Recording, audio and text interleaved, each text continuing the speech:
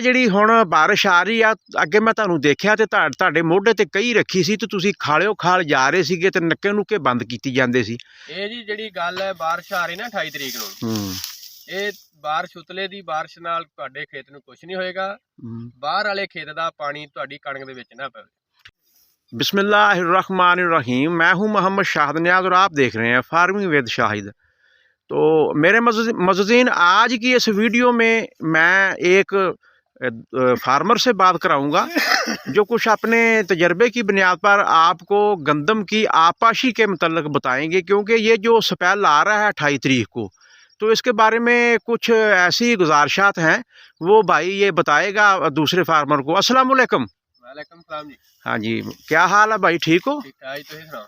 ਅੱਲਾ ਦਾ ਸ਼ੁਕਰ ਹੈ। ਅੱਛਾ, ਜਿਹੜੀ ਹੁਣ ਬਾਰਿਸ਼ ਆ ਰਹੀ ਆ, ਅੱਗੇ ਮੈਂ ਤੁਹਾਨੂੰ ਦੇਖਿਆ ਤੇ ਤੁਹਾਡੇ ਮੋਢੇ ਤੇ ਕਈ ਰੱਖੀ ਸੀ ਤੇ ਤੁਸੀਂ ਖਾਲਿਓ ਖਾਲ ਜਾ ਰਹੇ ਸੀਗੇ ਤੇ ਨੱਕੇ ਨੁੱਕੇ ਬੰਦ ਕੀਤੀ ਜਾਂਦੇ ਸੀ। ਇਹ ਜੀ ਜਿਹੜੀ ਗੱਲ ਹੈ ਬਾਰਿਸ਼ ਆ ਰਹੀ ਨਾ 28 ਤਰੀਕ ਨੂੰ, ਇਹ ਬਾਰਿਸ਼ ਉਤਲੇ ਦੀ ਬਾਰਿਸ਼ ਨਾਲ ਤੁਹਾਡੇ ਖੇਤ ਨੂੰ ਕੁਝ ਨਹੀਂ ਹੋਏਗਾ। ਬਾਹਰ ਵਾਲੇ ਖੇਤ ਦਾ ਪਾਣੀ ਤੁਹਾਡੀ कणक ਦੇ ਵਿੱਚ ਨਾ ਪਵੇ। ਠੀਕ ਆ। ਜਦੋਂ ਬਾਹਰੋਂ ਪਾਣੀ ਪਵੇਗਾ ਨਾ ਉਦੋਂ ਤੁਹਾਡੀ कणक ਦਾ ਨੁਕਸਾਨ ਹੋਏਗਾ, ਲੇਕਿਨ ਉਤਲੀ ਬਾਰਿਸ਼ ਨਾਲ ਤੁਹਾਡਾ ਨੁਕਸਾਨ ਨਹੀਂ ਹੋਏਗਾ। ਅੱਛਾ। ਆਪਦੇ ਜਿਹੜੇ ਨਾ ਤੁਹਾਡੇ ਨੱਕੇ ਮੂੰਹਵੇਂ ਖਾਲੇ ਵੱਡੇ ਜਾਂ ਜਿਹੜੇ ਖੇਤ ਉੱਚੇ ਹੁੰਦੇ ਆ, ਕਈ ਖੇਤ ਨੀਵੇਂ ਹੁੰਦੇ ਆ, ਉਹਨਾਂ ਨੂੰ ਚੂਹਿਆਂ ਦੀਆਂ ਖੁੱਡਾਂ ਪੈ ਜਾਂਦੀਆਂ। ਉਹ ਜਿਹੜੀਆਂ ਖੁੱਡਾਂ ਪੈਂਦੀਆਂ ਉਹਨਾਂ ਨੂੰ ਸਵਾਰ ਕੇ ਬੰਦ ਕਰ ਦਿਓ। ਬਾਰਿਸ਼ ਉੱਤੋਂ ਜਿੰਨੀ ਮਰਜ਼ੀ ਵੀ ਪੈ ਜਾਵੇ, ਲੇਕਿਨ ਉਤਲੀ ਬਾਰਿਸ਼ ਨਾਲ ਕੁਝ ਨਹੀਂ ਹੋਊਗਾ। ਪਾਸਿਓਂ ਪਾਣੀ ਵਿੱਚ ਨਾ ਪਾਸਿਓਂ ਪਾਣੀ ਦੇ ਵਿੱਚ। ਅੱਛਾ, ਇਹ ਜਿਤਨੇ ਵੀ ਮੇਰੇ ਮੌਜੂਦੀਨ ਮੇਰੇ ਕਾਸ਼ਤਕਾਰ ਸੁਣ ਰਹੇ ਆ ਇਸ ਬਾਈ ਦੀ ਗੱਲ, ਇਸ ਨੂੰ ਫਾਲੋ ਕਰੋ। ਬਾਈ ਇਹ ਗੱਲ ਕਹਿ ਰਿਹਾ ਕਿ ਕਿਸੇ ਦੇ ਖੇਤ ਦਾ ਪਾਣੀ ਨਾ ਤੁਹਾਡੇ ਖੇਤ 'ਚ ਆਵੇ। ਤੁਸੀਂ ਆਪਦੇ ਜਿਹੜੇ ਨੱਕੇ ਆ, ਮੂੰਹਵੇਂ ਆ, ਅਗਰ ਤਾਂ ਕਿਸੇ ਦੇ ਪੱਕੇ ਨੱਕੇ ਆ ਤੇ ਉਹਦੇ ਢੱਕਣ ਲਾ ਦਿਓ। ਅਗਰ ਕਿਸੇ ਦੀਆਂ ਕੱਚੀਆਂ ਠੱਲਾਂ ਵਾ ਤੇ ਆਪਦੀਆਂ ਚੰਗੀ ਤਰ੍ਹਾਂ ਚੋਪੜ ਕੇ, ਭਾਈ ਕਹਿੰਦੇ ਵੀ ਉਹਨੂੰ ਬੰਦ ਕਰ ਲੈਣ, ਕਿਉਂਕਿ ਪਤਾ ਕੋਈ ਨਹੀਂ ਗਾ ਇਹ ਜਿਹੜੀ ਬਾਰਿਸ਼ ਆ ਇਹ ਕਿੰਨੀ ਕੁ ਆਉਂਦੀ ਆ। ਖੇਤ ਦਾ ਪਾਣੀ ਖੇਤ 'ਚ ਰਵੇ ਤੇ ਗੰਦਮ ਨੂੰ ਕੁਛ ਨਹੀਂ ਹੁੰਦਾ।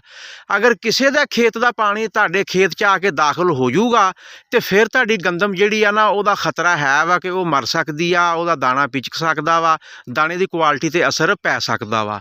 ਤੇ ਅੱਜ ਇਹਨਾਂ ਨੇ ਇਹੀ ਪੈਗਾਮ ਦਿੱਤਾ ਵਾ ਕਿ ਫਿਰ ਜ਼ਿਮੀਂਦਾਰ ਜਿਹੜੇ ਆ ਨਾ ਉਹ ਆਪਸ 'ਚ ਲੜਨ ਝਗੜਨ ਲੱਗ ਪੈਂਦੇ ਆ, ਇੱਕ ਦੂਸਰੇ ਦੇ ਖਿਲਾਫ ਬੜੀਆਂ ਗੱਲਾਂ ਕਰਦੇ ਆ, ਪਰੇ ਪੰਚਾਇਤਾਂ ਹੁੰਦੀਆਂ ਵਾ।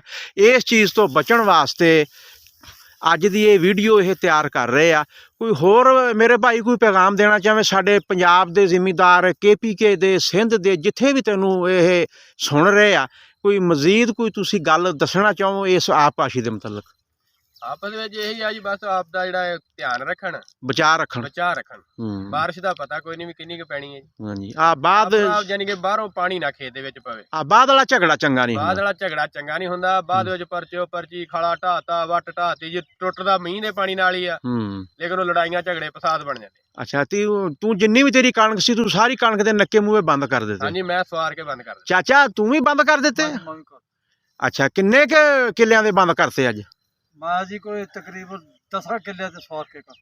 ਅੱਛਾ, ਮਤਲਬ ਤੂੰ ਵੀ ਇਸ ਚੀਜ਼ ਨੂੰ ਬਾਵਰ ਕਰਾਇਆ ਵਾ ਵੀ ਖੇਤ ਦਾ ਪਾਣੀ ਖੇਤ 'ਚ ਰਵੇ, ਕਿਸੇ ਦਾ ਪਾਣੀ ਤੇਰੇ ਖੇਤ 'ਚ ਨਾ ਆਵੇ। ਨਿੱਕਿਆ ਤੂੰ ਵੀ ਥੋੜੀ जी बीजी है खाने पीने लिए, तू भी बंदोबस्त कर लिया?